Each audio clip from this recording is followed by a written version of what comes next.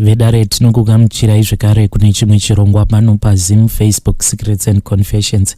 Tadzoka zvekare nechimwe chirongwa ndabva mukutumidzirwa WhatsApp voice note nevamwe vanzvadzi. Hanzi ndakajoina chimwe chiapplication chinonzi eCreator. Rekai tinzwe vachirondedzera nyaya yavo zvakangoma hazvo veduwe. Makati mkomanashe ndokumbira mundipostera nyaya yangu asi ndokumbira muchinje voice rangu. Mkomanashe ndapinda pamahwana singamboiti, ndapinda mahwana ndisiri kutomboziva kana kuti ndomabuda sei. Nyaya yangu yakamira yakadai so. Mkomanashe ini ndakajoina ya munoti eCreator ya. Zvakaitika eCreator iyi ndakangosanganawo nayo pa Facebook. Ndobva ndazoiona wichi advertisiwa nema social media influencers. Ndobva ndasaka pekutanga ndakatombozviignore, but ndobva ndangozozvitevererawo, ndangonzwawo mukurumbira wayo. Ndakutoona vanhu chero pama WhatsApp vachitaura kuti vari kuita sei, vari kuita mari nayo. Saka ndakazojoina eCreator iya, ndokuenda ku Play Store ndokudownload. Ndobva ndajoina eCreator iya ndokudeposita mari. Ndakatanga kudeposita $15 ndichibva ndabudisa mari yangu ingedova zvekuzvi $80 ndobva ndawithdraw. Saka ini ndiri munhu anoita project, ndine project rangu rema broilers. So ndandichipfawa mabroilers angu ndichiti kana mabroilers angu akabuda ndotora profit yangu ndochengeta, then ndohodha futi nichingodaro ndichiunganidza profit yangu. Saka by the time yandakazoziva nezve eCreator ndakangomongozivawo vanhu kuti ukanzwa kuti chakati chinoitisa mari, plus ndakatombozviona because ndakatombodeposita imwe, then ndikazoibudisa yaita sei yawanda. Saka ndakangoti instead yekuti ndichengete mari yangu mumba, beta ndiise mari yangu ku eCreator inge ichiwedzera uku ndichishanda mabroilers angu. Saka ndakabva ndadeposita mari yangu, ndakaisa mari inokwana kuita 1,500 US. Saka mari yangu yanga yakutosvika mu 3.8, yanga yamu 3.8. Saka manje pandakazoti ndichida unoti ndichiwithdraw, mari yanga yakuramba kubuda. Ndikada ndite anything yakungoti era, aichawithdraweki, aichadi kubuda. Saka manje ndadero ndiri munhu kuti ndakagara ndichifunga kushaya kuti ndoita sei, hapana kutora nguva ndopandakanzwa vanhu vakutanga kuchema nayo. Saka ndimongozati kana wakamboisa mari ukakwanisa kuibudisa unenge uchingozvibhilivhisa kuti hazvinoita. Saka mkomanashe, what is worrying me most ndechekuti inini pandakaita mari neeCreator at first, ndine vanhu vandakadzidzisawo ndikavaudza nezvayo mumagrupu epasocial media nepakasiyana-siyana, asi kuti avo zvavo vandakaudza nezvayo mumagroups, I am not worried about them. Chinhu chiri kundiita ndinyanye kuva worried mkomanashe inyaya yekuti zveeCreator izvi ndakazvidzidzisa vanhu kuchechi, ndakazviintrodusa kuvanhu kuchechi, kutomira pamberi pepulpit ndikaudza vanhu ndichitiwo ndisheyewo nehama dzangu muna Kristu, ndokuvadzidzisa vanhu. Ndobva ndakatocreata riri group, ndichibva ndava forwardira link like kuchechi, ndichicreata ndichigadzira vanhu into groups vanhu vachijoina ndichivaforwardira link. Saka vanhu vazhinji vekuchechi vakajoina icreator iyoyo vakadhiposita mari dzavo imomo. Saka manje izvezvi vanhu vose vaya vekuchechi vakungondinetsa, vakungondifonera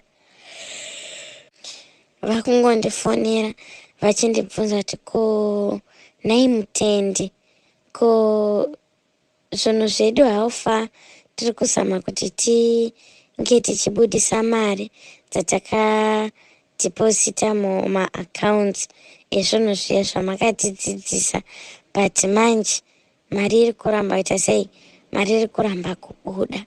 Saka manje mukomana shi inini apa ndapa ma1 kutaura kudai izvezvizvi ndakatombobuda munzvimbo yandogara ndikaenda somewhere kunohwanda ndiri kuzama kuti ndivaexplainere pafoni, kuvaexplainera kuti no zvinhu izvi kana neniwo ndakatonyurawo mari inokwana kuita 3.8 yemabroilers angu andaichengeta ndichisevha ndichitiko mari iyi ndoda kuzonotenga stand, kunobhadhara stand yangu. But manje vanhu havasi kunzwisisa. Mukomana shi, if I tell you right now kuti handisi kudya sadza rinopisa, ndiri kutsvagwa nevanhu nematemo nemapanga. Apa vanhu manje kuti ndichivatsanangurira kuti no, I'm not the one who created this thing. Ndakangonzwawo nezvacho ndikangofambisawo information kuti isvike kuvanhu semasvikira yakaita kwandiri. Ivo havasi kunzwisisa, ende chechi yese vari kuchemera kuti inini I should refund them mari yavo, of which ininiwo handitori nawo mari, ndiri umwe wavo akatonyudziwawo creator yacho iyoyo.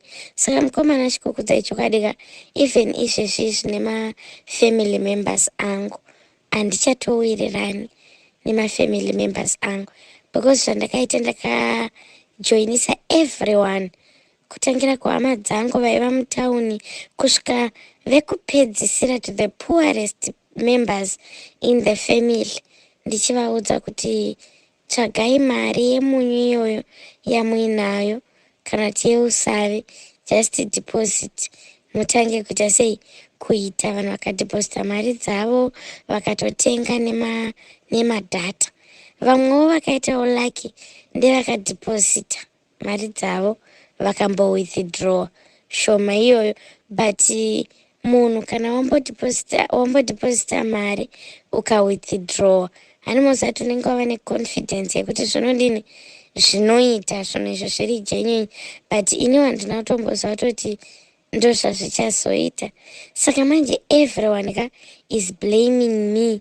Everyone wandakaintrodusa kuicreator kusanganisira hama dzekusaidi kwababa, hama dzekusaidi kwamai, hama dzekusaidi kwemurume wangu, hakuna kana chakanakira chimwe. Ihondo izvezvi kutaura kudai mukomana shi, bongozozo chairo. Ipapapa ndiri kutoshaya kwekufambira kuti ndofambirepi. Ndakahwanda ndiri kwandiri, hakuna kana mumwe chete anotomboziva kana kuti ndiri pai, because ndikangobudikira chete I believe kuti ndiri kuurawa nevanhu. I believe kuti vanhu vachandiuraya, because situation yacho ma1, because ndakatosvika even paextent yekutojoinisa ana amwene vangu, ana atezvara vangu. Chezvo ngotiwo ukanzwa kuti chinhu ichi chinoitisa mari hande, unenge uchida kutiwo muitewo mari makaita sei, makawanda, so that muite sei, mubatsirike, plus sechinhu chaunenge uchiziva kuti chiri good, chine benefita vanhu. Unenge uchidawo kuti everyone abenefite from it, from the comfort of their homes. Plus wose chinhu chandakangoona chichiadvertisiwa nemasocial media influencers, vanhu vakuru, handina kumbofunga kuti chingaita any problem or chingaita eni dambudziko rekuti paizova nevachazochema mangwana. Saka izvezvizvi everyone wandaka akajoina through me vari kuchema mukomana handisi kuziva kuti ndombonyatsoita sei chaizvo. Ndandichikumbira kuti mundisirewo audio yangu kumhuri yeZimbabwe. Pada kuda ndingawanawo anokwanisa kundibatsira concerning this issue, because izvezvika chero ndikakudzai nepandirika you won't believe ndakawanda zvimwe zvekuti chero kuwanikwa kwangu kunotonetsa. Ndichivanda nyaya idzodzi kuti nditizire kumafamily members, hakuna kana ndakundiona ndiri kutsvakwa. Kuti nditizire kumafriends, hakuna kana ndakundiona vari kutonditsvagawo. Kuti nditizire kuma-church members, uko kutori wese, because izvezvizvi foni yangu ndakangofomora sim card rangu ndikasiya WhatsApp account yangu iri active.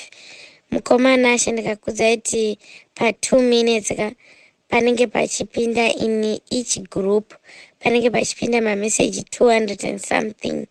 Mamwe acho kutoti handisi kutombokwanisa kana kumaverenga, but chandiri kungoona ndechekungoti ndikavhura magroup messages kungomanyisa meso ndongoona kuti vanhu vari kupopota ende vanhu vari kuchinga kuti patinomubatira hatifi takamuregedza, because iye aiziva kuti atumwa nemascammers, aiva agent yemascammers, akauya kunoku kuzotiskama. Izvezvi zvinhu zvacho takuda kubudisa mari dzedu hadzisi kubuda. Saka mukomana ashe stress yandinayo inaombomira mushe, haisi kuita.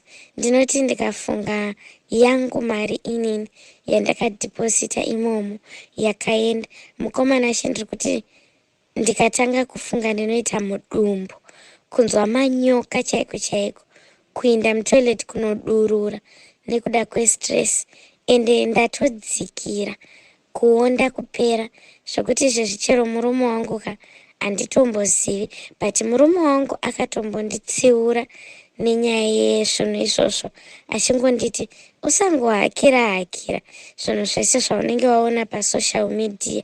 Hakuna munhu akamboita mari agere asina kuenda kubasa. Each and every money that you get unenge watoishandira, but ininiwo semunhu aionawo vamwewo vachiuya vachitestify, plus ndikambozvitesta zvikaita, ndanda kutozvodza kuti ndapinda machena. Saka izvezvi murume hatomboziva kuti ndiri kupi, ndakatohwanda zvimwe zvokuti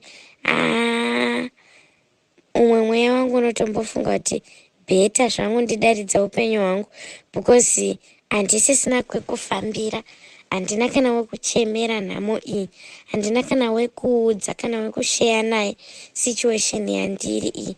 Saka mukomana ashe ndandichikumbira kuti kana mangoposta mongondiudza, ini ndichateverera mucomment section ndichiona macomments evanhu kuti zvakamira sei, zvimwe pada maybe ndogona kubatsirikana, because izvezvi I have a lot to explain, but handisi kutomboziva kuti ndotangira papi kana kuti ndotsanangura ndichibva nedirection ipi ndichienda direction ipi, because pamari iyoyo yandandakachengeta muecreate profit yangu yemabroilers angu handaichengeta, ndandiri kutochengetawo mari yekuti titengewo stand nemurume wangu, titewo something, titenge stand tivake, nemari dzevana vari magrade 7 vari kuda kuzoenda kuboarding next year. Saka mukomana ashe ndotoshayiwa kuti ndoita zvekudini, but medzisiro yangu kana ndikasazviuraya kutongoita bhodha jamba nemugwisi, ndoenda hangu Joni ndongonoroverako ikoko, zvemurume nehama nemafriends ndotombosiya nekukanganwa because chimiro chandirika hachisi chekukoshesa anything kusara kweupenyu hwangu because hazvina kundimirira mushe. Mongozondiudzawo mukomana asikana maposta ndichateverera mucomment section ndichinzwa kuti mhuri yeZimbabwe inoti kudii uye vanondipa maadvice ekuti kudii. Vedare ndo message yandatumidzirwa navanzvadzi vedu. Heish, zvakangooma hazvo vedu we. Hanzi ndakajoinawo chimwe chiapplication ndikadeposita mari dzangu ndisingazive kuti iscam, ndiri kutosikamiwa. Ngatitaurei navo mucomment section. Tosangana zvekare mune zvimwe zvirongwa zvinotevera.